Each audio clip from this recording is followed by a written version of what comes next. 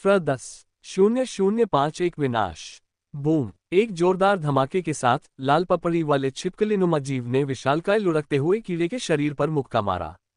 अंधेरी ऊर्जा का एक भयानक विस्फोट हुआ, जिसने रोलिंग ब्लेड कीट की सतह पर मौजूद ब्लेड जैसी धारों को पल भर में चकनाचूर कर दिया और उसका ऊपरी शरीर पूरी तरह से फटकर वाष्पीकृत हो गया।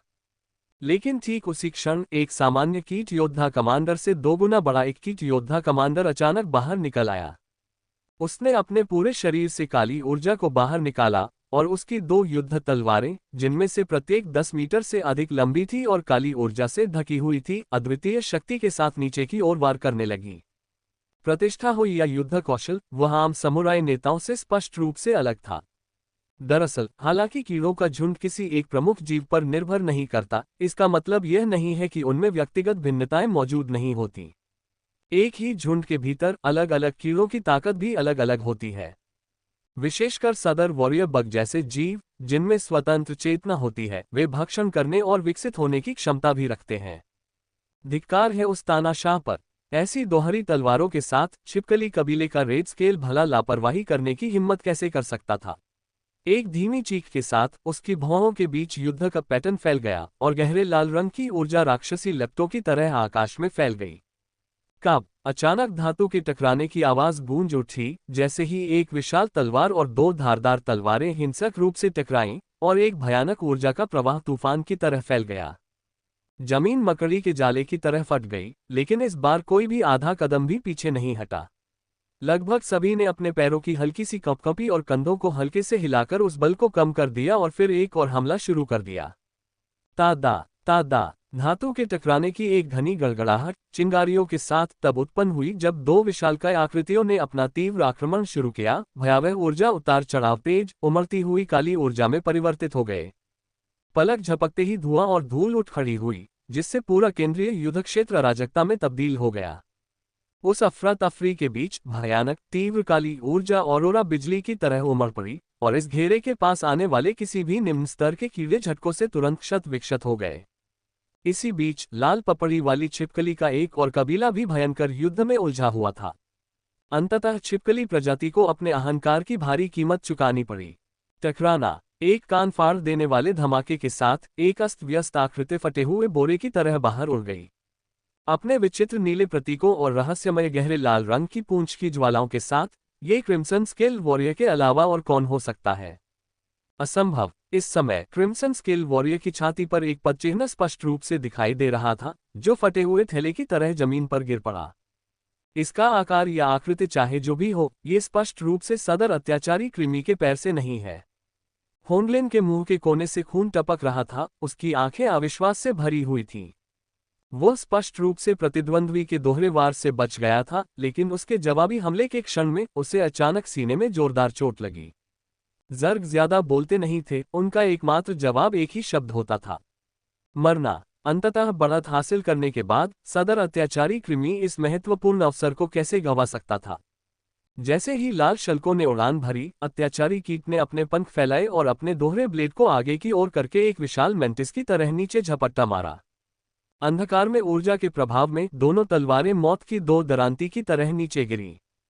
पैटर्न एकत्र करना। संकट के इस क्षण में रेड स्केल, जो अभी अभी उतरा था और अत्यंत कमजोर स्थिति में था, ने एक बार फिर युद्ध के प्रतीक चिन्ह उत्पन्न करने के लिए अपनी काली ऊर्जा का प्रयोग किया। पलक झपकते ही उसके पूरे शरीर पर गहरे लाल रंग के प्रतीकों से बना कवच अचानक प्रकट हो गया। टकराना एक कान फाड़ देने वाली गर्जना के साथ गहरे लाल रंग का मंत्रों से जड़ा हुआ हेलमेट पलक झपकते ही बन गया और मृत्यु दरांती नीचे गिर पड़ी। स्नैप एक भयानक चटकने की आवाज के साथ गहरे लाल रंग का हेलमेट पल भर में चकनाचूर हो गया। हेलमेट से निकलने वाली भयानक शक्ति को महसूस करते हुए क्रिम्सन स्केल वॉरियर ने जरा भी घबराहट नहीं दिखाई, उसके बदसूरत मुंह पर हल्की सी मुस्कान भी आ गई। अब जब उसके हाथ में गहरे हरे रंग की औषधि की बोतल थी, तो उसकी हल्की मुस्कान ज्यादा देर तक नहीं टिकी और अचानक उसका शरीर कांप उठा और एक तेज दर्द तुरंत उसके आंतरिक अंगों में फैल गया। उस क्षण उसे ऐसा लगा मानो अचानक कोई पहाड़ उसके शरीर पर गिर पड़ा हो, मानो वह किसी सख्त मकड़ी के जाले में जकड़ा हुआ हो। वह अपनी छोटी उंगली भी नहीं हिला सकता था। दवा पीना तो दूर की बात थी, दवा की बोतल को कुचलना भी उसके लिए एक विलासिता थी। स्नैप हड्डियों के टूटने की एक कर्कश आवाज गूंजी और उसकी छाती और भी अंदर धंस गई। उसके मुंह, नाक और यहां तक कि कान की नलियों से भी गाढ़ा ताजा खून बहने लगा। ये वही अजीबोगरीब हमला फिर से था। उसने प्रतिद्वंद्वी के दोहरे वार को तो रोक दिया था, लेकिन वह एक बार फिर उस अदृश्य हमले का शिकार हो गया। इसी क्षण उसकी लगभग पूरी तरह से धंसी हुई छाती पर एक और पदचिह्न दिखाई दिया। यह एक अदृश्य लात थी जिसने उसकी रक्षा प्रणाली को पूरी तरह से चकनाचूर कर दिया और उसके अधिकांश आंतरिक अंगों को कुचल दिया। इतनी गंभीर चोटों के कारण वह पूरी तरह से शक्तिहीन था। लड़ने की तो बात ही छोड़िए, वह एक उंगली भी नहीं उठा पा रहा था। अगर छिपकली जैसे दिखने वाले उन इंसानों की अविश्वसनीय जीवन शक्ति न होती तो वह अब तक मर चुका होता। बेशक एक छिपकली जैसे दिखने वाले इंसान के लिए भी, जिसके सभी आंतरिक अंग पूरी तरह से फट चुके हैं, मृत्यु अपरिहार्य है। अब जाकर आखिरकार उसे कीड़ों के उमड़ते झुंड से झांकते हुए तंतुओं का एक समूह दिखाई दिया। दिमागी कीड़ा। लेकिन जैसे ही उसने अपने प्रतिद्वंद्वी को देखा, भयंकर युद्ध समाप्त हो गया और सदर अत्याचारी कृमि ने एक ही प्रहार में उसका सिर काट दिया। जर्ग और लिजर्डमैन पहले से ही एक दूसरे के दुश्मन थे और इंपीरियल स्टार पर पहुंचने के बाद से जर्ग लगातार दिव्य जाति के उनके शिकार में हस्तक्षेप कर रहे थे।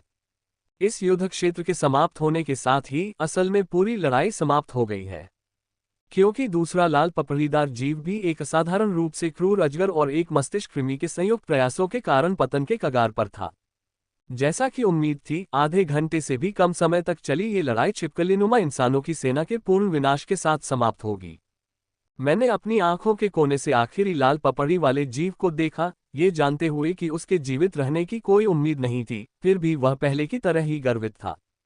उसने मस्तिष्क के कीड़े को गुस्से से घूरा और तिरस्कारपूर्ण धमकी दी। तुमने मेरे कबीले के 2 लाल तराजू वाले योद्धाओं का सफाया कर दिया है। महान सेनापति तुम्हें आसानी से नहीं छोड़ेंगे। मेरे छिपकली कबीले के प्रतिशोध का सामना करने के लिए तैयार हो जाओ। पफ! जैसे ही कठोर शब्द बोले गए, खून का फव्वारा फूट पड़ा और सिर आसमान में उड़ गए। इसके साथ ही लड़ाई पूरी तरह समाप्त हो गई और जर्ग ने अंतिम विजय प्राप्त कर ली। इस प्रकार तबाह हुआ ताइहुआ पर्वत सदर कीटों के लिए युद्ध की लूट का माल बन गया। जहां तक जंगल में स्थित अड्डे की बात है, वह इस लड़ाई में पूरी तरह से खंडहर में तब्दील हो गया। कुछ बुद्धिमान उत्परिवर्ती जीवों और बहुत कम संख्या में प्रतिरक्षा प्राप्त व्यक्तियों को छोड़कर, जो अस्थायी रूप से इस आपदा से बच गए थे, पूरे अड्डे में मौजूद हजारों फेडरेशन सैनिकों और हजारों जीवित नागरिकों में से लगभग सभी वायरस के कारण तोप का चारा बन गए। जहां तक निंग जी और उन अन्य लोगों की बात है जिन्होंने पूरी लड़ाई देखी थी, वे सन्नाटे में डूब गए। दोनों पक्षों के बीच की लड़ाई उनके लिए बेहद चौंकाने वाली थी। विशेष रूप से रेड स्केल लिजार्ड कबीले और विशालकाय सदर योद्धा कीट नेता के बीच की लड़ाई ने तथाकथित डार्क एनर्जी विकास के बारे में सभी की समझ को पूरी तरह से पार कर दिया। इससे उन्हें डार्क एनर्जी इवोल्यूशन पाथ की धरती को हिला देने वाली शक्ति को सही मायने में देखने का अवसर भी मिला। बेशक विरोधी पक्ष के लोग भी अपने भविष्य को लेकर ज्यादा चिंतित हैं। सौभाग्यवश पिछली अराजकता का फायदा उठाते हुए निंगजी पहले ही ताइहुआ पर्वत को पार कर चुका था और ताइहुआ पर्वत के उत्तरी किनारे पर पहुंच गया था। घना जंगल ताइहुआ पर्वत के सामने की ओर स्थित है, जहां मूल रूप से पर्वत पर चढ़ने का एक रास्ता था। पिछला भाग अलग है। ताइहुआ पर्वत के पिछले भाग में एक खड़ी चट्टान है। आकाश में उड़ते खूनी धारियों वाले कीड़ों के कारण निंगजी ने जल्दबाजी में उड़ान भरने और भागने की हिम्मत नहीं की।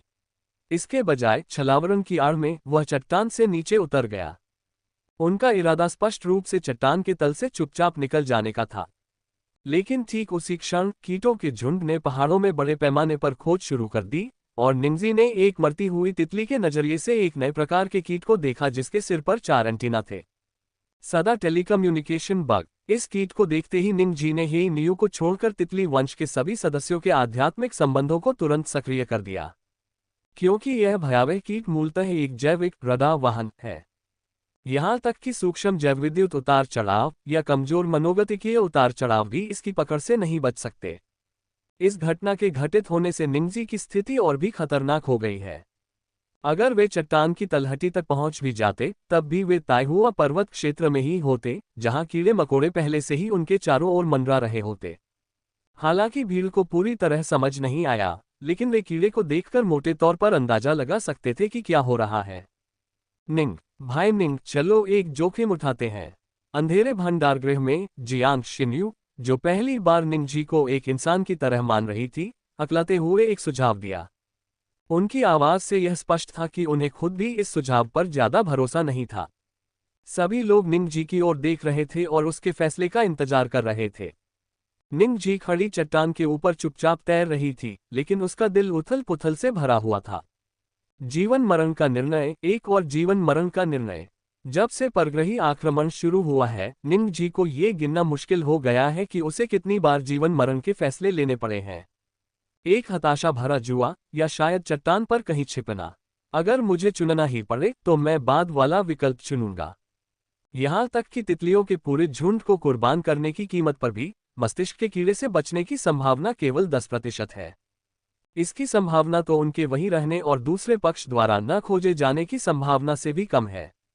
हालांकि पहल के मामले में पहला विकल्प स्पष्ट रूप से अधिक व्यावहारिक है, जबकि दूसरा विकल्प सुरक्षा को भाग्य के भरोसे छोड़ने जैसा है।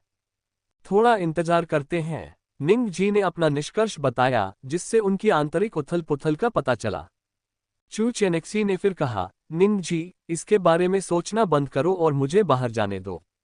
इस तरह कम से कम हम चूचू और बाकी सबको बचा सकते हैं। फिर तुम मुझे बचाने का कोई तरीका ढूंढ लेना। मुझे लगता है कि फिलहाल वे मेरे खिलाफ कुछ नहीं करेंगे। चू चेनेक्सी ने हल्के स्वर में बात की, लेकिन सभी ने भारी मन से सुना। मम्मी, नहीं, चूचू नहीं चाहती कि आप बाहर जाएं। सबसे पहले अपना आपा खोने वाली शियाओ निंग चू थी, उसकी भावनाएं, जो आखिरकार शांत हो गई थी, फिर से भड़क उठी। मैंने तो बस यही मान लिया कि पापा तितली बन गए हैं, और अब मम्मी भी मुझे छोड़कर जा रही हैं। वह छोटा बच्चा जाहिर तौर पर इसे सहन नहीं कर सका। चुचू, अच्छे बच्चे बनो। मम्मी बस थोड़ी देर के लिए बाहर जा रही हैं और जल्दी वापस आ जाएंगी। चुचू, तुम्हें मम्मी पर भरोसा रखना होगा।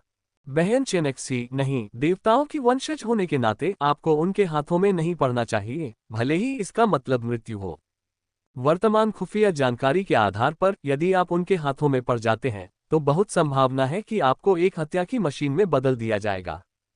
आप अपने साथियों के खून से अपने हाथ रंगना नहीं चाहते, इसलिए आप बिल्कुल भी बाहर नहीं जा सकते, चाहे इसमें आपकी जान ही क्यों न चली जाए।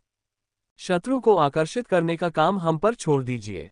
जियांग शिन्यू खड़ी हो गई और उसके हाव भाव से साफ पता चल रहा था कि वह किसी भी क्षण तैयार थी। झाओ जियाजिया ने मुस्कुराते हुए कहा, जी हाँ सिस्टर चेनेक्सी, यह ऐसा मामला है जिसे हम पेशेवरों को संभालना चाहिए। शेन झेंग ने बेपरवाही से कहा, बिल्कुल सही। मौत पंख जितनी हल्की या ताई पर्वत जितनी भारी हो सकती है। अगर हम इसकी वजह से मरते हैं तो कम से कम हम चारों शहीद तो कहलाएंगे। बेस में मौजूद उन लोगों की तुलना में हम वाकई भाग्यशाली हैं। मिस चू को हमारे शहीद होने के रास्ते में नहीं आना चाहिए, है ना? बिल्कुल नहीं, बिल्कुल नहीं, वो ऐसा बिल्कुल नहीं करेगी, है ना? चाहे उसे किसी भी परिस्थिति का सामना करना पड़े, ये बच्चा हमेशा असामान्य रूप से आशावादी रहता है, यहाँ तक कि जरूरत से ज्यादा भी। लेकिन उसकी बातों से चू चेनेक्सी की आंखों में आंसू आ गए। वह एक साधारण सी इंसान थी, लेकिन उसे रास्ते में संघीय सेना से अकल्पनीय रूप से विशेष सुविधाएं मिली। सच कहूं तो कई बार वह एक सवाल के बारे में सोचती रही है, तथाकथित देवताओं की वंशज होने के नाते क्या मैं वास्तव में उनके प्रयासों के लायक हूं? क्या यह इस लायक है? चू चेनेक्सी ने बोलते समय अपनी आंखों में आंसू चमका लिए। बहन चेनेक्सी, हम सैनिक हैं। जब चीन खतरे में हो तो हमें जिम्मेदारी लेनी चाहिए। शांत स्वभाव वाली याओ जियानी ने अपने अंतिम संबोधन दिए। इस समय वह अभी भी शांत और सौम्य प्रतीत हो रही थी, लेकिन उसका शरीर अचानक लंबा हो गया था। भाई निंग, कृपया हमें बाहर जाने दीजिए। आप बाद में भागने का मौका ढूंढ सकते हैं। हम हंगामा मचाने और यहां से निकलने के लिए हर संभव प्रयास करेंगे। जियांग शिन्यू ने अधिक दृढ़ संकल्प के साथ बात की और उसकी आंखों में दिख रहे दृढ़ निश्चय ने निंगजी को प्रभावित किया। जी हाँ, ऐसा दृश्य किसी को भी भावुक कर देगा। इसलिए निंगजी उन्हें आसानी से बाहर जाने देने के लिए और भी अनिच्छुक था। जल्दी नहीं है, उन्हें हमें ढूंढने में थोड़ा समय लगेगा। शहीद होने से कोई फर्क नहीं पड़ेगा। हो सकता है कि इस दौरान हालात बेहतर हो जाएं। इसके अलावा आपको सच में ऐसा नहीं लगता कि मैं जब चाहूं तब आ जा सकता हूं, है ना? आप यहां इसलिए हैं क्योंकि आप सभी वायरस से प्रतिरक्षित हैं। क्या आप जानते हैं कि वायरल प्रतिरक्षा का क्या अर्थ है? ये सुनकर सभी लोग अचंभित रह गए और लगभग एक साथ ही सबने अपना सिर हिलाया। ये स्वतंत्र विकास का प्रतीक है और ये दर्शाता है कि आप स्वयं भी चीन और इस ग्रह की आशा हैं। खुद को कम मत समझो, तुम जितना सोचते हो उससे कहीं ज्यादा महत्वपूर्ण हो। ये सुनकर सभी लोग अचंभित रह गए। ये कैसे संभव है? जियांग शिन्यू हकलाते हुए बोली। बाकी तीनों भी पूरी तरह से अचंभित थे। निंग जी की चमत्कारिक मानसिक शक्ति और चू चेनिक्सी की भयावह वनस्पति हेरफेर क्षमताओं को देखने के बाद वे पहले ही एक दूसरे से अलग पहचान बना चुके थे। अप्रत्याशित रूप से गोल गोल घूमने के बाद निंग जी ने उनसे कहा, खुद को कम मत समझो, तुम भी अलौकिक प्राणी बन सकते हो। तीनों महिलाओं की पहली प्रतिक्रिया स्तब्ध होने के अलावा स्वाभाविक रूप से जियांग शिन्यू जैसी ही थी, अविश्वास। जहां तक चू चेनिक्सी की बात है, निंग जी के बोलते ही उसे स्वाभाविक रूप से कुछ बातों का सूक्ष्म आभास होने लगा। कुछ देर रुकने के बाद उसने अत्यंत प्रसन्नता से कहा, मेरे पति आपसे झूठ नहीं बोल रहे थे, वास्तव में डार्क एनर्जी को अवशोषित करने की घटना होती है। अगर यह सिलसिला जारी रहा तो मात्रात्मक बदलाव अंततः गुणात्मक बदलावों को जन्म देंगे और महाशक्तिशाली व्यक्ति बनना असंभव नहीं है।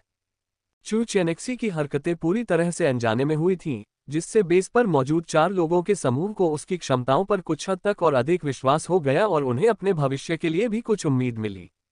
लेकिन यह आकांक्षा उनके भविष्य पर निर्भर करती है।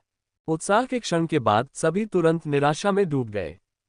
यह ऐसा है जैसे आपने लॉटरी के सारे टिकट जीत लिए हों, लेकिन बाद में पता चले कि आपका निशाना चूक गया। कुछ देर की चुप्पी के बाद जियांग शिन्यू ने ईमानदारी से कहा, भाई निंग, हमें ये सब बताने के लिए आपका बहुत बहुत धन्यवाद। हालांकि इस अंतिम मोड़ पर मुझे अब भी उम्मीद है कि यदि आवश्यक हुआ तो मैं कुछ कर सकता हूं। उस सच्ची निगाह और अडिग रवैये ने निंग जी और चू चेनेक्सी को एक बार फिर भावुक कर दिया। ठीक है, ज्यादा मत सोचो, जब तक बिल्कुल जरूरी न हो मैं तुम्हें बाहर नहीं जाने दूंगी, निंग जी ने धीमी आवाज में जवाब दिया। चू चेनेक्सी ने कुछ नहीं कहा, लेकिन उसके होठों की बनावट से यह स्पष्ट था कि वह श्री निंग के फैसले से बहुत संतुष्ट थी। खड़ी चट्टान का किनारा अब नीचे की ओर खिसकने ही वाला था और निंग जी की उड़ने की गति थोड़ी और धीमी हो गई। इसी बीच सादा टेलीकम्युनिकेशन बग्स मोर्चे से पहाड़ की चोटी तक पूरी तरह से खोजबीन कर रहे थे। सादा टेलीग्राफ बग ने 1 मील के दायरे में सावधानीपूर्वक खोजबीन की, जबकि ताइहुआ पर्वत ने 150 वर्ग किलोमीटर के क्षेत्र को कवर किया। हालांकि दूरसंचार में 1 से अधिक खामियां मौजूद हैं और पूर्ण कवरेज होने पर वे अनिवार्य रूप से 5 मिनट के भीतर उजागर हो जाएंगी। लेकिन ठीक उसी क्षण जैसे ही निंग जी चट्टान के नीचे स्थित पन्ना घाटी में नीचे की ओर उड़ रहा था, उसकी दृष्टि अचानक एक पल के लिए धुंधली हो गई। अगले ही पल आसपास का वातावरण पूरी तरह बदल गया, हरी भरी वनस्पति गायब हो गई और अचानक एक निर्मल झील प्रकट हो गई। घटनाक्रम के इस अप्रत्याशित मोड़ ने निंग जी को पूरी तरह से स्तब्ध कर दिया। इसे कैसे बयान करूं? ऐसा लगता है जैसे आसपास का स्थान और समय अचानक बदल गया हो। खंडहर, समय और स्थान। निंग जी को गहरा सदमा लगा। बिल्कुल नहीं। क्या ये वही तथाकथित खंडहर हो सकते हैं? एक बार यह विचार मन में आ जाए तो इसे दबाना असंभव हो जाता है। दर्पण जैसी दिखने वाली झील और झील के बीच में स्थित सुरम्य द्वीप को देखकर निंग जी को तुरंत ही जवाब पता चल गया। खंडहरों के अलावा उसे कोई और संभावना सूझ नहीं रही थी। एकांत घाटी में उड़कर जाना और समय का बीत जाना। और जैसे ही वह अंदर दाखिल हुआ, चट्टान की दीवार पर दर्जनों मीटर दूर लगे निगरानी कैमरों की नजरों से वह गायब हो गया। अपने विचार को सत्यापित करने के लिए निंग जी ने तुरंत एक तितली को नियंत्रित किया और तेजी से चट्टान के नीचे स्थित घाटी में प्रवेश किया। इसके बाद जो हुआ वह बिल्कुल वैसा ही था जैसा निंग जी ने अनुमान लगाया था। तितली ताइहुआ पर्वत से गायब हो गई और सीधे झील की सतह पर प्रकट हुई। इससे उनका अनुमान पूरी तरह से पुष्ट हो गया। हाँ, ये सब स्पेस है। प्राचीन रॉकसोल साम्राज्य के खंडहर। इस समय निंग जी अत्यंत प्रसन्न थी। एजियो ड्रैगन न्यूक्लियर फोर्स की पहली टुकड़ी के वांगजू ने खंडहरों के बारे में विस्तार से नहीं बताया, लेकिन पहले जब उन्होंने उनके बारे में बात की थी तब उनके हावभाव से यह आसानी से समझा जा सकता था कि रॉकसोल साम्राज्य के तथाकथित प्राचीन खंडहर कितने महत्वपूर्ण थे। जब आपको लगता है कि आप अपने जीवन के अंतिम पड़ाव पर पहुंच गए हैं, तो आपके सामने एक नया रास्ता खुल जाता है। निंग जी ने कभी उम्मीद नहीं की थी कि वे, जो मूल रूप से पूरी तरह से हताश थे, इस महत्वपूर्ण क्षण में संयोगवश एक खंडहर में पहुंच जाएंगे। झील का पानी एकदम साफ है और द्वीप बेहद खूबसूरत है। ये जगह बहुत बड़ी नहीं है, लेकिन स्वर्ग के समान सुखद है। झील के बीचों बीच स्थित द्वीप पर बने उन कुछ खूबसूरत फूस की छतों वाले घरों को देखकर ही कोई भी बता सकता है कि यह जगह असाधारण है। इसके अलावा निंग जी ने स्पष्ट रूप से महसूस किया कि यहाँ की डार्क एनर्जी की सांद्रता ताइहुआ पर्वत की तुलना में कहीं अधिक थी। इस दृश्य ने स्वाभाविक रूप से उस स्थान पर मौजूद सभी लोगों का ध्यान आकर्षित किया। निंग जी, क्या हो रहा है? हम कहाँ हैं? कुछ गड़बड़ महसूस होने पर चू चेनिक्सी ने पूछा। निकलने का हमेशा कोई न कोई रास्ता होता है। अगर मैं गलत नहीं हूं तो हमें खंडहरों में होना चाहिए। निंग जी बेहद खुश था, उनके सामने मौजूद ये खंडहर निश्चित रूप से उनके लिए अच्छी खबर थी। फिलहाल तो निंग जी को चुप रहने और छिपने की जरूरत नहीं है। खंडहर, वही खंडहर जिनके बारे में वांग जू बात कर रहा था। प्राचीन रॉक्सोल साम्राज्य के खंडहर। खंडहरों के महत्व को जानने वाली चू चेनिक्सी प्रसन्नता से मुस्कुरा उठी, जबकि घने जंगल के तल पर मौजूद 4 लोगों का समूह एक बार फिर अचंभित रह गया। वे कुछ नहीं कर सकते थे, उन्होंने तथाकथित प्राचीन रॉक्सोल साम्राज्य के खंडहरों के बारे में पहली बार सुना था। हालांकि स्थिति की गंभीरता को देखते हुए किसी ने भी हस्तक्षेप करने की हिम्मत नहीं की। निंग जी ने पुष्टि करते हुए कहा, बिल्कुल सही, खंडहर। ऐसे खंडहर जिन्हें पहले किसी ने नहीं खोजा। मुझे लगता है कि यह हमारे लिए एक निर्णायक मोड़ साबित हो सकता है। झील के बीच में स्थित छोटे द्वीप पर पहुंचने के बाद मैं तुम्हें वहां से निकलने दूंगा ताकि हम साथ मिलकर खोजबीन कर सकें। पुकारें। तेज हवा के झोंकों के बीच निंग जी झील के बीच में स्थित छोटे से द्वीप की ओर तेजी से बढ़ा। झील का पानी एकदम साफ है, जिसका मतलब है कि यहाँ देखने लायक एकमात्र चीज केंद्रीय द्वीप पर स्थित कुछ फूस की झोपड़ियां ही हैं। मधुमक्खियों के झुंड की निगरानी के बिना निंग जी जल्दी से पास के द्वीप पर पहुंच गया। ये द्वीप घने बांस के जंगलों से ढका हुआ है, जो पक्षियों के मधुर गीत और कीटों की चहचहाहट से भरा हुआ है, जिससे एक शांत और सुखद वातावरण बनता है। लेकिन जैसे ही खूबसूरत तितली निंग जी इसमें शामिल होना चाहती थी, उसे अप्रत्याशित रूप से एक बाधा का सामना करना पड़ा। स्मैक! एक हल्की सी आवाज के साथ निंग जी, जो सीधे घास फूस की झोपड़ी की ओर बढ़ रहा था, द्वीप में प्रवेश करते ही एक झिल्ली जैसी दिखने वाली ऊर्जा बाधा से टकरा गया। एक क्षणिक सफेद अवरोध ने उसे घेर लिया, जिसकी शीतलता ने सूक्ष्मता से लेकिन धीरे धीरे निंग जी के शरीर पर मौजूद काली ऊर्जा को जलाकर राख कर दिया। इस तरह की विचित्र बाधा का सामना करते हुए निंग जी ने अब जबरदस्ती आगे बढ़ने की हिम्मत नहीं की। तुरंत ही उन्होंने द्वीप के सबसे बाहरी किनारे पर स्थित बांस के जंगल से सभी को, यहां तक कि उस विशाल चमकीले पेड़ पर बैठी सभी तितलियों को भी, मुक्त कर दिया। दिन का उजाला दोबारा देखने पर सभी ने खुद को एक हरे भरे बांस के जंगल में पाया, जो उम्मीदों से भरा हुआ था।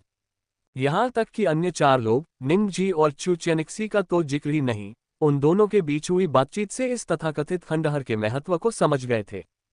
पूरे द्वीप पर बांस का जंगल फैला हुआ था, लेकिन सबसे अजीब बात यह थी कि जंगल में बांस का हर एक डंठल एक ही लंबाई और आकार का था, और उनके बीच की दूरी भी बिल्कुल एक समान थी। ये समझना महत्वपूर्ण है कि बांस एक पौधा है, और इसलिए इसमें व्यक्तिगत भिन्नताएं अपरिहार्य हैं। लेकिन यहाँ का बांस बिल्कुल भी प्राकृतिक पौधे जैसा नहीं दिखता, ऐसा लगता है कि इसे एक ही सांचे से बनाया गया है, या उससे भी ज्यादा कृत्रिम रूप से व्यवस्थित किया गया है। पन्ना हरे रंग का बांस सफेद शतरंज का मोहरा है, और परिदृश्य में बिखरी हुई फूस की झोपड़ियां काले शतरंज के मोहरे हैं। दूर से देखने पर यह वास्तव में बेहद खूबसूरत लगता है, लेकिन पास से देखने पर यह रहस्य का भाव प्रकट करता है। ये बांस चाहे कितने भी रहस्यमय क्यों न हो, वे लोगों के कदमों को रोक नहीं सके। वास्तव में उन्हें रोकने वाली चीज वह सफेद अवरोध थी। टकराना। एक धीमी सी आवाज के साथ सभी लोग नीचे उतरे, और निंग जी ने एक बार फिर अपनी पूरी शक्ति का इस्तेमाल करते हुए अवरोध को तोड़कर बाहर निकल गया। दुर्भाग्यवश ये दिखने में नाजुक लगने वाली सफेद बाधा वास्तव में बेहद मजबूत है। यहां तक कि जब निंग जी ने अपनी पूरी ताकत से प्रहार किया, तब भी पानी की सतह पर केवल एक हल्की लहर ही उत्पन्न हुई, और पानी के टूटने का कोई संकेत नहीं दिखाई दिया। हालांकि ये प्रभाव महत्वहीन नहीं था, क्योंकि यद्यपि निंग जी के प्रभाव से सफेद अवरोध चकनाचूर नहीं हुआ, लेकिन इसने लहरों के बीच अजीब पैटर्न प्रकट किए। ये आकृतियां घुमावदार टेढ़े मेढ़े रास्तों जैसी दिखती हैं, जो पूरे द्वीप को एक अविश्वसनीय रूप से जटिल भूलभुलैया में बदल देती हैं। चू चेनिक्सी ने कुछ देखा। निंग जी, यह क्या है? क्या ये डार्क एनर्जी बैरियर है? खंडहर, ये शायद एक परीक्षा हो सकती है। मैं तितलियों के झुंड को कोशिश करने देता हूँ। जैसे ही निंग जी ने जवाब दिया, उसके चारों ओर मौजूद तितलियों का झुंड अचानक तितर बितर हो गया। सभी लोग तुरंत इसका अर्थ समझ गए और तितलियों के झुंड का अनुसरण करते हुए उस रास्ते का पता लगाने के लिए निकल पड़े जो पहले दिखाई दिया था। इस बार समूह ने फिर से सफेद अवरोध को सक्रिय नहीं किया, लेकिन थोड़ी देर चलने के बाद वे एक बंद रास्ते पर पहुंच गए, मानो वे किसी जटिल भूल भुलैया में हों। हालांकि यह मार्ग अंततः सीमित हो गया। निंगजी, जिसे विश्वास था कि उसने रास्ता खोज लिया है, निराश नहीं हुआ। इसके बजाय उसने सभी मार्गों का व्यापक रूप से अन्वेषण करना शुरू कर दिया। दुर्भाग्यवश निंगजी ने बांस के जंगल की संरचना को कम आंका। तितलियों ने काफी देर तक खोज की, लेकिन उन्हें बाहर निकलने का रास्ता नहीं मिला। बांस का जंगल एक बंद गली की तरह था, जहां हर रास्ता एक बंद गली में जाकर खत्म होता था। तितली की खोज एक गतिरोध पर पहुंच गई है और निंगजी भी एक गतिरोध पर पहुंच गया है। पीछा करने वाले हमारे ठीक पीछे हैं, लेकिन शायद इसलिए कि वे गायब हो गए हैं, हम उन्हें कुछ समय तक ढूंढ नहीं पाएंगे। हालांकि इस खंडहर के बाहर किसी भी प्रकार का कोई भेस नहीं है, इसलिए यह अपरिहार्य है कि इसे सदर नामक कीटों द्वारा खोज लिया जाएगा। एक बार इस जगह का पता चल जाने पर निंगजी और उसका समूह सचमुच एक जार में बंद कछुओं की तरह फंस जाएगा। परिणामस्वरूप लोग स्वाभाविक रूप से थोड़े चिंतित हो गए। इसी क्षण चू चेनेक्सी आगे बढ़ी। पौधों के प्रति मेरा लगाव काफी अच्छा है, मैं इसे आजमा कर देखूंगा। जब निंगजी ने खोज शुरू की थी, तभी से चू चेनेक्सी ने अपनी महाशक्तियों का उपयोग करने के बारे में सोचा था। इससे पहले निंगजी के तितलियों का झुंड उनके बीच खोजबीन कर रहा था, और चू चेनेक्सी को डर था कि इससे स्थिति और बिगड़ सकती है, इसलिए उसने खुद कोई कदम उठाने की हिम्मत नहीं की। निंगजी के असमंजस में पड़ जाने के बाद उसके पास अब कोई संकोच नहीं बचा था। तितलियों की याद आते ही निंगजी ने तुरंत अपने सामने रखे हरे बांस को पकड़ लिया। अगले ही पल प्रकृति की शक्ति प्रकट हुई और पूरा पन्ना रंग का बांस का जंगल एक जीवंत हरी रोशनी से जगमगा उठा। इस हरी रोशनी में बांस के डंठल सचमुच एक दूसरे को काटते हुए पैटर्न में हिल रहे थे, ठीक वैसे ही जैसे शतरंज के मोहरे रखे जा रहे हों। वे हिलने डुलने और फिर से जुड़ने लगते हैं, जैसे किसी उल्टे संयोजन वाले ताले पर संख्याएं घूमती रहती हैं। हालांकि यह स्पष्ट रूप से बांस के हिलने और अपनी स्थिति बदलने की आवाज थी, लेकिन इससे एक प्रकार की यांत्रिक क्लिकिंग ध्वनि निकली, जो तेज नहीं थी लेकिन असामान्य रूप से स्पष्ट थी। जैसे ही बांस हिला, सफेद और गहरे रंग की ऊर्जा की बाधा फिर से प्रकट हो गई, लेकिन इस बार इसने निंगजी और अन्य लोगों के लिए कोई परेशानी पैदा नहीं की। इसके बजाय ये तेजी से सिकुड़ने लगी। पल भर में वह पूरी तरह से गायब हो गया और उसी समय रहस्यमय यांत्रिक ध्वनि बंद हो गई और सभी की आंखों के सामने एक विशाल गलियारा प्रकट हो गया। लंबा गलियारा 3 छोटी छोटी फूस की झोपड़ियों के केंद्र में समाप्त होता है, जहां सफेद ठंडी आग की एक हल्की सी लौ रहस्यमय ढंग से जल रही है। आग की लपटों के आसपास का स्थान विकृत हो गया था, जिससे पता चलता है कि तापमान अत्यंत उच्च रहा होगा। अजीब बात यह थी कि जैसे ही सबने आग की लपटों का ये समूह देखा, उन सभी के रोंगटे खड़े हो गए और वे अनायास ही कांप उठे। व्याख्या: किसी को उम्मीद नहीं थी कि चू चेनेक्सी की प्राकृतिक शक्ति से अंतहीन और रहस्यमय बांस के जंगल की भूल भुलैया आसानी से सुलझ जाएगी। झील के बीचों बीच स्थित छोटा सा द्वीप अपनी भयानक ठंडी लपटों के साथ सभी को गहराई से चौंका दिया और उन्हें दिव्य संतान की गहरी समझ प्रदान की। प्राचीन चट्टानी आत्मा देवता के वंशज और प्राचीन चट्टानी आत्मा साम्राज्य के खंडहर, इन दोनों के बीच ऐसा ही गहरा संबंध था। कुछ क्षणों के आश्चर्य के बाद समूह तेजी से गलियारे से गुजरा और द्वीप के केंद्र में स्थित ठंडी भयावह लौ के पास पहुंच गया। जैसे ही सभी लोग द्वीप के केंद्र में पहुंचे, कई तंत्रों की मदद से बांस का जंगल अपनी मूल स्थिति में बहाल हो गया।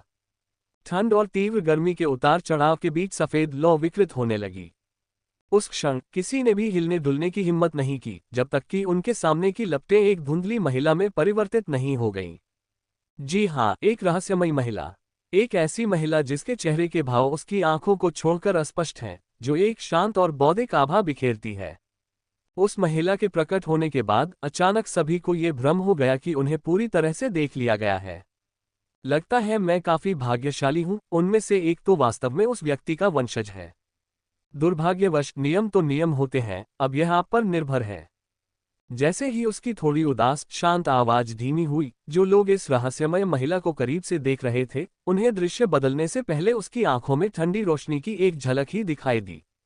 जब झांगली को होश आया, तो उसने खुद को एक साधारण लकड़ी की झोपड़ी में बैठा पाया। सबसे अजीब बात यह है कि इस समय वह मानव रूप में लौट आया है, लेकिन उसके आसपास के सभी लोग भी सुरक्षित रूप से गायब हो गए हैं। क्या चल रहा है? उसके हाथों का वास्तविक स्पर्श महसूस करते हुए निंगजी को अपनी आंखों पर विश्वास ही नहीं हो रहा था। क्या वह स्पष्ट रूप से तितली में परिवर्तित हो गया? क्या ये संभव है कि इन खंडहरों में रहने वाले प्राणियों के पास वास्तव में इतनी शक्ति हो कि वे एक ही नज़र से उससे वापस इंसान बना सकें? यह महसूस होते ही निंग जी की पीठ पर कसकर दबे हुए तितली के पंख उसके विचारों के साथ ही तुरंत खुल गए। नहीं, वह अभी पूरी तरह से वापस नहीं लौटा है, और ये तितली के पंख इस बात का सबसे अच्छा सबूत है। जैसे ही तितली के पंख खुले, निंग जी के सामने लकड़ी की मेज पर उसके ठीक सामने एक परछाई दिखाई दी। एक महिला की धुंधली और अस्पष्ट परछाई। क्या हुआ? मैं वापस कैसे मुड़ गया? परछाई धुंधली थी, लेकिन निंग जी ने फिर भी तुरंत उससे अपना सवाल पूछा, जो कि वह सवाल भी था जिसकी उसे सबसे ज्यादा परवाह थी। नहीं, तुम वापस अपने असली रूप में नहीं आए हो। जो तुम अभी देख रहे हो वह तुम्हारी आत्मा का ही रूप है। जैसे ही कोमल आवाज धीमी हुई, उस अलौकिक स्त्री ने उत्तर दिया। आत्मा का प्रकटीकरण। निंग जी को यह उत्तर स्पष्ट रूप से समझ नहीं आया। तुम्हारी आत्मा कैसी दिखती है? तुम कौन हो? इस खंडहर के मालिक? आखिर चल क्या रहा है? धरती एक बड़े संकट का सामना कर रही है। इस विनाश से हमें क्या मिल सकता है? निंग जी सीधे मुद्दे पर आ गया, लेकिन वह महिला, जो किसी प्रेत की तरह प्रतीत हो रही थी, हड़बड़ी में नहीं थी। संकट एक अवसर है, इससे आपको क्या मिलेगा ये पूरी तरह आप पर निर्भर करता है। जैसे ही उसने बोलना समाप्त किया, उसकी आंखों में एक ठंडी चमक दिखाई दी, और मेज पर एक शतरंज का बोर्ड और शतरंज के 2 जार प्रकट हो गए। निंग जी ने पूछा, ये हम पर निर्भर करता है? यह क्या है? एक परीक्षा? उस मायावी आकृति ने शांत भाव से कहा, अगर तुम ऐसा सोचते हो तो ऐसा ही है। निंग जी ने बेबसी से कहा, लेकिन मुझे गो खेलना नहीं आता। खेलने के कुछ तरीके ऐसे होंगे जो आपको पता होंगे, और कुछ ऐसे होंगे जो आपको नहीं पता होंगे। पहले काला मोहरा चलेगा, आप खेलेंगे। निंग जी अब और इनकार नहीं कर सका। उसने शतरंज का एक ठंडा काला मोहरा उठाया और उसे बोर्ड पर रखते हुए लापरवाही से पूछा, क्या तुम इंसान हो? मायावी उंगली ने हल्के से झटका दिया और शतरंज की बिसात पर एक सफेद मोहरा प्रकट हुआ। हाँ। निंग जी स्पष्ट रूप से यहां आने के उनके उद्देश्य और उनके पीछे के संकट को नहीं भूले थे। इसलिए शतरंज खेलते खेलते उन्होंने जानकारी जुटाना शुरू कर दिया। खेल शुरू होने के बाद प्रतिद्वंद्वी पूरी तरह से तनावमुक्त प्रतीत हुआ और वह निंग जी द्वारा पूछे गए किसी भी प्रश्न का उत्तर देने में सक्षम था। इस समय निंग जी जिस स्थिति से गुजर रहा है, वही स्थिति उसके अन्य साथियों के साथ भी है। उसी फूस की झोपड़ी में वही महिला थी जो एक प्रेत के रूप में प्रकट होती थी, लेकिन परीक्षण हर व्यक्ति के लिए अलग अलग थे। निंग जी की तुलना में जियांग जिन्यू, झाओ जियाजिया, याओ जियानी और शेन झेंग 3 महिलाएं और एक पुरुष के सामने आने वाली चुनौतियां बहुत सरल थीं। ये मन पढ़ना नामक एक मनोवैज्ञानिक परीक्षण था, जिसमें उन्हें एक प्रेत जैसी दिखने वाली महिला द्वारा पूछे गए प्रश्नों का तुरंत उत्तर देना होता था। जहां तक चू चेनेक्सी की परीक्षा की बात है, वह सभी परीक्षाओं में सबसे अनोखी थी, क्योंकि उसे किसी भी तरह की कठिनाइयों का सामना नहीं करना पड़ा। जी हाँ, बिल्कुल सही, चू चेनेक्सी की परीक्षा हुई ही नहीं। झोपड़ी में प्रवेश करने पर प्रेत जैसी दिखने वाली महिला ने अपनी पहचान प्रकट की और उसे निर्देश देना शुरू कर दिया। नमस्कार, प्राकृतिक देवताओं के वंशज। मैं लेंग यान हूँ, ताइहुआ पर्वत के खंडहरों से आया मार्गदर्शक। मुझे वर्तमान शाही नक्षत्र में आप जैसे प्रमुख देवता के वंशज से मिलने की कभी उम्मीद नहीं थी। ठंडी लौ। चू चेनेक्सी के सामने यह मायावी प्राणी दूसरों के सामने होने की तुलना में स्पष्ट रूप से अधिक उत्साहित और जिज्ञासु था। जैसे ही उसने बोलना समाप्त किया, उसने आदरपूर्वक अपना घूंघट भी हटा दिया, जिससे चू चेनेक्सी उसका चेहरा स्पष्ट रूप से देख सके। 3 भाग अलगाव और 7 भाग शालीनता के साथ उनकी अद्वितीय सुंदरता परिपक्वता और बुद्धिमत्ता को दर्शाती है, जो ठंडी होते हुए भी मिलनसार है। यहां तक कि चू चेनेक्सी नाम की महिला भी उसकी खूबसूरती की तारीफ किए बिना नहीं रह सकी। दूसरे व्यक्ति के व्यवहार को देखकर स्पष्ट है कि वे वास्तव में खुश और उत्साहित हैं। चू चेनेक्सी कुछ आश्चर्यचकित हुई। मैं सचमुच मुख्य देवता की वंशज हूँ। चू चेनेक्सी को स्पष्ट रूप से याद था कि वांगजू की पिछली लोकप्रिय विज्ञान व्याख्या में मुख्य देवता के वंशज सभी दिव्य वंशजों में सबसे उन्नत होने चाहिए। जी हाँ, वह मुख्य देवता का सच्चा वंशज है। उसका वंश थोड़ा मिश्रित हो सकता है, लेकिन उसकी शुद्धता किसी भी तरह से कम नहीं है। वह मुख्य देवता का वंशज है। तार्किक रूप से यह असंभव होना चाहिए, लेकिन अगर यह मौजूद है तो इसका कोई कारण है। इस पर ज्यादा सोचने की जरूरत नहीं है। आपको बस एक ही काम करना है। जितनी जल्दी हो सके वंशानुगत स्मृतियों को सक्रिय करें, वंश की शक्ति पर पूर्ण नियंत्रण रखें, अन्य दिव्य वंशजों के साथ एकजुट हों और शाही तारे की मानवता को उसकी विकट स्थिति से बाहर निकालें। देवी के समान दिखने वाली लेंग यान ने चू चेनेक्सी की पहचान की पुष्टि की और फिर उसके लिए लक्ष्य निर्धारित किए। मुश्किल हालात। आप इसे मुश्किल हालात कहते हैं। यह तो निराशाजनक स्थिति है। क्या आपको पता है कि हमारा पीछा पीछे से किया जा रहा है? शायद वे पहले ही खंडहरों में प्रवेश कर चुके हैं और बांस के जंगल के बाहर हमारा इंतजार कर रहे हैं। चू चेनेक्सी को कुछ हद तक आक्रोश महसूस हुआ, ये सोचकर कि उसके परिवार ने रास्ते में कितनी कठिनाइयों का सामना किया था और इस वजह से कितने लोगों ने अपनी जान गंवाई थी। लेकिन जब दूसरे पक्ष ने इसके बारे में बात की तो ये सब एक मामूली समस्या जैसा लगा। चू चेनेक्सी की शक्ल देखकर लेंग यान मंद मंद मुस्कुराए। अगर तुम इस छोटी सी परेशानी पर इतना निराश होने वाले हो तो बेहतर होगा कि तुम अपनी वंश शक्ति का बिल्कुल भी उपयोग न करो ताकि मेरे रॉक सोल साम्राज्य को शर्मिंदा न होना पड़े। तुम्हारे वंश के कारण तुम्हारी प्रतिभा असाधारण होगी। मार्गदर्शन को ध्यानपूर्वक ग्रहण करो और यथाशीघ्र अपनी वंश शक्ति को जागृत करो। भाषण के दौरान उनकी भावनाओं में आए सूक्ष्म उतार चढ़ाव के कारण उनसे निकलने वाली काली ऊर्जा में भी सूक्ष्म उतार चढ़ाव उत्पन्न हुए। इसी मामूली उतार चढ़ाव के कारण चू चेनेक्सी दूसरे पक्ष के आतंक को स्पष्ट रूप से महसूस कर सकी। वह अंधकार में ऊर्जा न केवल महासागर जितनी विशाल है बल्कि वह पूरी तरह से एक अन्य उच्चतर रूप में क्रिस्टलीकृत हो चुकी है। चू चेनेक्सी स्वाभाविक रूप से ऐसे व्यक्ति का विरोध करने की हिम्मत नहीं कर सकती थी और वह ये भी महसूस कर सकती थी कि दूसरा पक्ष पूरी तरह से वस्तुनिष्ठ था और व्यक्तिगत नहीं था। इसके बाद पाठ का समय आ गया था। लेंग यान नामक देवी ने चू चेनेक्सी को तथाकथित अंधकार ऊर्जा विकास के बारे में विस्तार से समझाना शुरू किया। अंधेरी ऊर्जा के विकास का मार्ग ब्रह्मांड में व्याप्त अंधेरे पदार्थ की ऊर्जा का उपयोग करके आत्मजीवन के उदात्तीकरण को प्राप्त करने की प्रक्रिया है। डार्क एनर्जी के विकास के मार्ग पर सही मायने में आगे बढ़ने के लिए आपको पहले इसे विस्तार से समझना होगा। विस्तृत व्याख्या। चू चेनेक्सी को अंततः तथाकथित डार्क एनर्जी के विकास का पूरा अर्थ समझ में आ गया। लेंग यान के अनुसार एक बार किसी व्यक्ति में अंधकार में ऊर्जा को अवशोषित करने की क्षमता आ जाती है तो उसे एक विकसित प्राणी माना जा सकता है। सही मायने में अंधकार ऊर्जा के विकास के मार्ग पर अग्रसर होना। तथाकथित डार्क एनर्जी के विकास का मार्ग 3 प्रणालियों, 5 स्तरों और 9 क्रमों से अधिक कुछ नहीं है।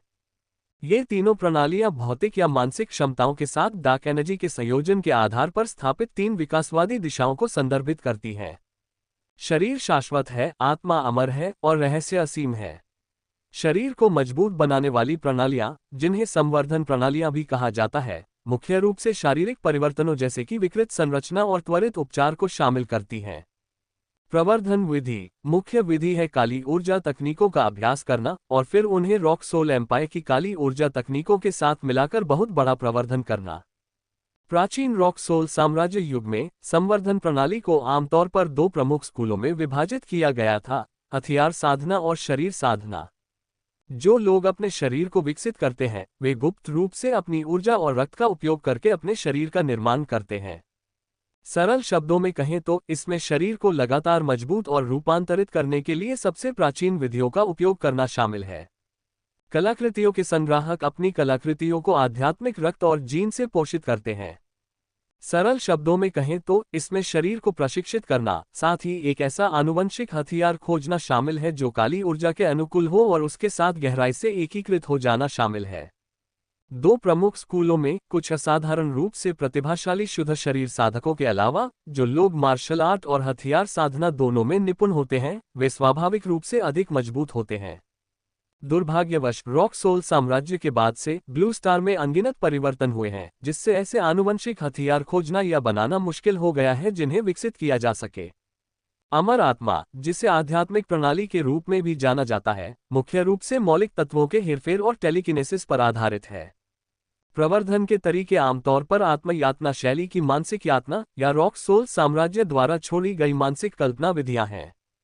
इसे मुख्य रूप से 2 प्रमुख साधना शैलियों में विभाजित किया गया है, मन आधारित शैली और मौलिक शैली। मानसिक शक्ति धारा मुख्य रूप से आध्यात्मिक शक्ति के भौतिकीकरण पर केंद्रित है। सरल शब्दों में कहें तो ये शुद्ध आध्यात्मिक शक्ति को निरंतर परिष्कृत करने की प्रक्रिया है जिससे उसमें गुणात्मक परिवर्तन हो सके और इच्छाशक्ति की अमरता प्राप्त हो सके। युद्ध की मुख्य विधियां आमतौर पर मानसिक शक्ति की भौतिक अभिव्यक्ति और मानसिक भ्रमों की अभिव्यक्ति होती हैं। तत्ववादी मौलिक शक्तियों में विशेषज्ञता रखता है। इसके लिए पूर्व शर्त यह है कि एक निश्चित मौलिक प्रतिभा को जागृत किया जाए और फिर साधना के माध्यम से उस आत्मीयता को गहरा किया जाए ताकि दैवीय तत्व बनने की प्रक्रिया को प्राप्त किया जा सके। युद्ध शैली आमतौर पर व्यक्ति के स्वयं के जागृत तत्व पर आधारित होती है। 9 तत्व धातु, लकड़ी, जल, अग्नि, पृथ्वी, वायु, वज्र, प्रकाश और अंधकार प्रत्येक में विनाशकारी शक्ति होती है। रहस्यमय अव्यवस्था, जिसे रहस्यमय प्रणाली के रूप में भी जाना जाता है, पूर्व ज्ञान, टेलीपैथी, समय और स्थान, निरर्थक महाशक्तियों, भाग्य, वरदान, सृजन, विनाश आदि जैसी अराजक शक्तियों द्वारा संचालित होती है। कुछ सक्रिय महाशक्तियों को छोड़कर सबसे रहस्यमय प्रकार की महाशक्तियां अधिकतर निष्क्रिय होती हैं। अलौकिक शक्ति को बढ़ाने की विधि अलौकिक शक्ति के विशिष्ट प्रकार पर निर्भर करती है, चाहे वह मानसिक संवर्धन की ओर झुकी हो या शारीरिक मजबूती की ओर, और इस प्रकार तकनीक का जोर भी उसी पर निर्भर करता है। महाशक्तियों की व्यवहारिकता अप्रत्याशित होती है, जिसके कारण तीनों श्रेणियों की महाशक्तियों में से इन्हें जागृत करना और सुधारना सबसे कठिन होता है। तथाकथित 5वीं श्रेणी का तात्पर्य डार्क एनर्जी एफिनिटी या जन्मजात प्रतिभा श्रेणी से है। उच्चतम से निम्नतम क्रम में वे हैं एस, ए, बी, सी, डी और 5 ग्रेड। प्रतिभा का स्तर जितना ऊंचा होगा, काली ऊर्जा का अवशोषण और शुद्धता उतनी ही अधिक होगी और उसकी विकासवादी शक्ति और महाशक्ति उतनी ही मजबूत होगी। उदाहरण के लिए, संवर्धन प्रणाली में जागृत व्यक्तियों का संभावित मूल्य आमतौर पर 20 से ऊपर होता है और लोगों की संख्या 20 से घटकर ए हो जाती है। रॉक्सोल साम्राज्य के इतिहास में केवल कुछ ही व्यक्तियों के पास एस रैंक संवर्धन प्रतिभाएं थीं। मानसिक प्रकार की बात करें तो अधिकांश जागृत व्यक्तियों का संभावित मूल्य ए या उससे ऊपर होता है और उनकी युद्ध क्षमता आमतौर पर ए या उससे ऊपर होती है। इस प्रकार की महाशक्तियां डार्क एनर्जी की दुनिया की चहेती होती हैं और उनकी समग्र क्षमताएं आमतौर पर इस स्तर तक पहुंच सकती हैं। चू चेनेक्सी देवताओं की वंशज एक आध्यात्मिक तात्विक विकास करता है। तथाकथित प्राकृतिक शक्ति रक्तवंशीय देवत्वीकरण द्वारा रूपांतरित होने के बाद लकड़ी तत्व की शक्ति है। अंत में रहस्यमय प्रकार इन क्षमता उपयोगकर्ताओं का संभावित मूल्य बहुत अधिक उतार चढ़ाव करता है, जिसमें सी स्तर से नीचे से लेकर एस स्तर से ऊपर तक की क्षमताएं होती हैं जिनका आकलन नहीं किया जा सकता है, और ऊपरी और निचली दोनों सीमाएं बहुत अधिक होती हैं। 3 प्रणालियों और 5 स्तरों के बाद विकासवादी पद होते हैं। प्राचीन रॉक्सोल युग में अंधकार ऊर्जा के विकास के मार्ग को 9 चरणों में विभाजित किया गया था, जिन्हें विकास के 9 चरण या अलौकिक शक्ति के 9 चरण के रूप में भी जाना जाता है। प्रथम क्रम सक्रियण, विशेष रूप से यह उस बुनियादी चरण को संदर्भित करता है जहां व्यक्ति पहली बार काली ऊर्जा का सामना करता है और जन्मजात अलौकिक क्षमताओं को सक्रिय करता है। शरीर और मन दोनों को प्रारंभ में काली ऊर्जा द्वारा मजबूत किया गया है। संवर्धन प्रकार, ताकत 100-600 किलोग्राम तक हो सकती है, गति लगभग 8 सेकंड 100 मीटर है। एक मानसिक प्रकार का व्यक्ति, जिसकी मानसिक ऊर्जा का मान 100 पी तक होता है, जो एक औसत व्यक्ति की तुलना में 3 गुना से अधिक है और जो बुनियादी मौलिक तत्वों को नियंत्रित करने में सक्षम है। विशेष क्षमता पर दिए गए जोर के आधार पर मिस्टिक प्रकार एनहेंसमेंट प्रकार और मेंटल प्रकार की तुलना में थोड़ा अधिक या कम होता है। द्वितीय स्तर की जागृति, जैसे जैसे व्यक्ति अंधकार में ऊर्जा के अनुकूल होने लगता है, शरीर की क्षमताएं सभी पहलुओं में जागृत होने लगती हैं। उन्नत प्रकार का, जिसकी क्षमता 1200-2400 किलोग्राम तक और गति लगभग 4 सेकंड 100 मीटर है। पांचों इंद्रियां अधिक तीव्र हो जाती हैं और शरीर के विभिन्न तंत्रों के कार्य करने की क्षमता में काफी वृद्धि होती है। एक मानसिक प्रकार का व्यक्ति, जिसकी मानसिक शक्ति का मान 200 पी तक होता है, जो एक सामान्य व्यक्ति की तुलना में 10 गुना से भी अधिक है। उनमें मानसिक शक्ति को भौतिक रूप में परिवर्तित करने की क्षमता होती है और वे मौलिक तत्वों के साथ जुड़ाव को बढ़ा सकते हैं।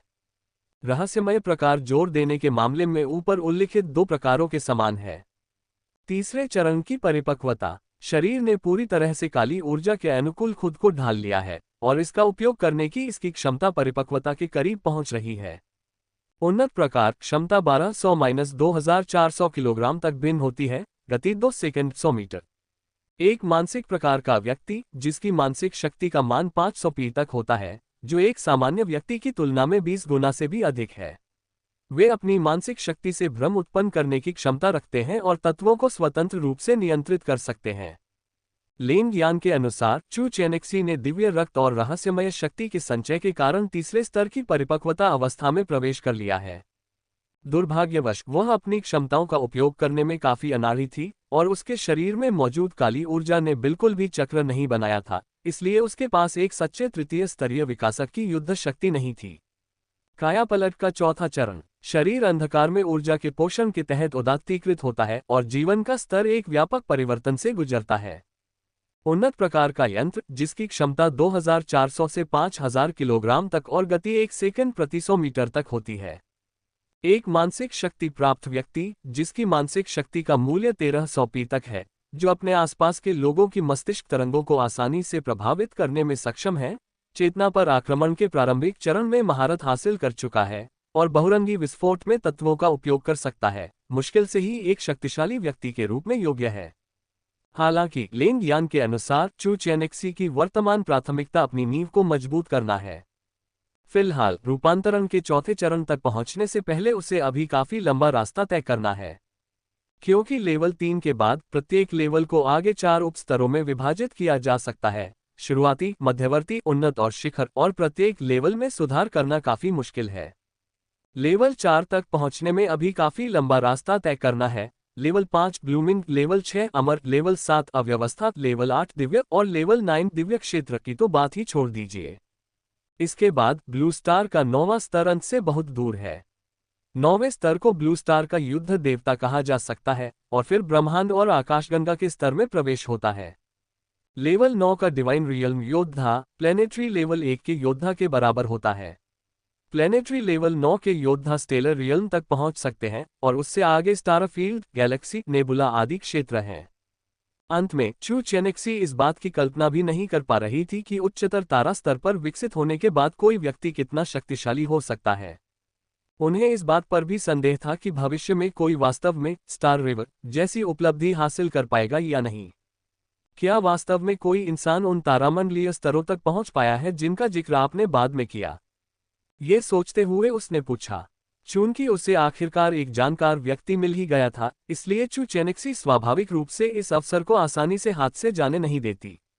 चू चेनेक्सी की बातें सुनकर लेंग यान ने शांत भाव से मुस्कुराते हुए कहा, बिल्कुल, उदाहरण के लिए रॉक सोल साम्राज्य के प्रथम सम्राट, लॉर्ड रॉक सम्राट। उदाहरण के लिए 3 महारानियां, 9 मनमोहक सुंदरियां, 12 प्रमुख देवता, रॉक सोल साम्राज्य के भीतर मौजूद तारा